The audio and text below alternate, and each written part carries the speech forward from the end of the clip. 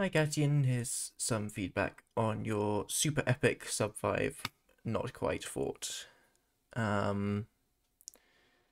This overworld is amazing. I love this.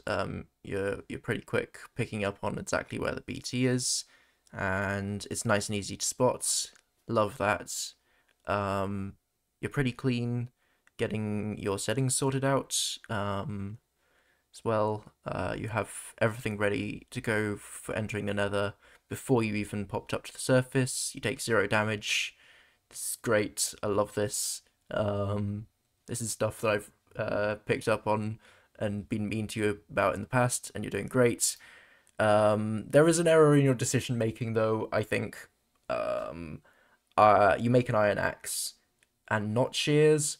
I love leaves. I adore leaves. I say make gold axe and shovel. You still have extra gold for distraction in the bastion, and you are almost 100% guaranteed that you're going to get at least 3 iron in the bastion, which you can use to make an iron axe. While you're making your blaze bed, you can switch back to an iron axe. Wait, what am I saying? You have a diamond sword! You don't need an iron axe! No, yeah, absolutely.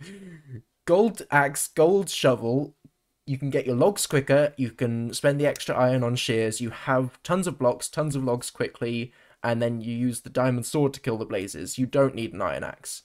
So yeah, that's absolutely an error in the decision making. It's fine, it happens. Don't be harsh on yourself, but in future, when you get a similar situation with amount of iron and golds, make the gold axe and shovel. It's kind of weird that placing down the gravel to immediately break it. I kind of get it, I think. Just trying to roll the extra gravel. Here, you're looking at a lukewarm motion. You either need to dip straight down for this gravel down here, or you need to just be like, okay, I already have 1 gravel in my inventory, I'll just send it and hope I get the flint quickly.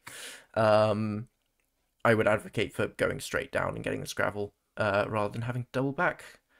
But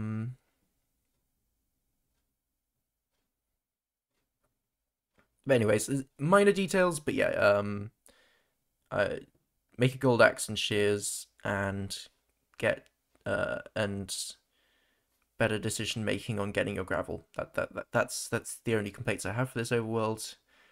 Oh no, sorry, I have one more. You can throw that stuff out in the nether just as easily. I really like having a lava bucket. And you've already got rid of the water, so you clearly intend to get a lava bucket. Just grab the lava, throw out the stuff that you want to throw out in the nether. Also, no reason to not just keep the door, because the door's an easy way to build up a little bit, potentially. You don't need it in this situation, obviously. But why not just keep the door? And then when you see that you don't need it, then you can throw it out. Making great use of your paused time on the dimension load. Good stuff. You clearly know the way of dimension loading time. Now, you're in this double, triple something. You might know that it's housing by this point if you're really good at recognizing your bastions. I wouldn't know. I'd be like, okay, it's either housing or stables. Either way, you're going to be going down this side over here to do your trades, either right under here to do the double triple or down to the bottom of housing. As it turns out, it's a housing. Looting these chests, it's generally more optimal to loot them before you go down. However, I don't like the way that you do it. I would advocate for, with the gold axe that you didn't make, just break all of the chests and stand back so that all the gold stuff that's in there, the piglins will get distracted by that. Like, you have your 2 distraction gold, only 2 because you made the gold axe. Yes, I'm still going on about that. To to the chests to break them, and then you just go along the row breaking the chests. Let the piglins get distracted by the gold that's in them.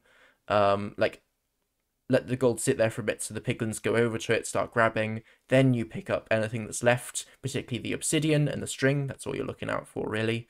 You will lose some gold blocks, like there's 2 gold blocks in a chest that piglins would pick up. That's fine. You get enough gold for your trades in the housing or stables, whatever this bastion turns out to be. Spoiler alert, it's a housing. Yeah, treat it like an FSG way of doing things would be my advice. Just break all the chests. It's cleaner, it's easier. This is kind of awkward. Like, you don't even loot the small chest, the single chest, or that double chest in the end. Whereas if you break them all, then you're gonna just get everything that you need before heading down. Other than that, this route is reasonably well played. I don't think there's any reason to turn it to hard, because you turn it to hard so that piglins can drop from high distances. In a housing bastion, there aren't really any high distances. The piglins are perfectly happy to just drop.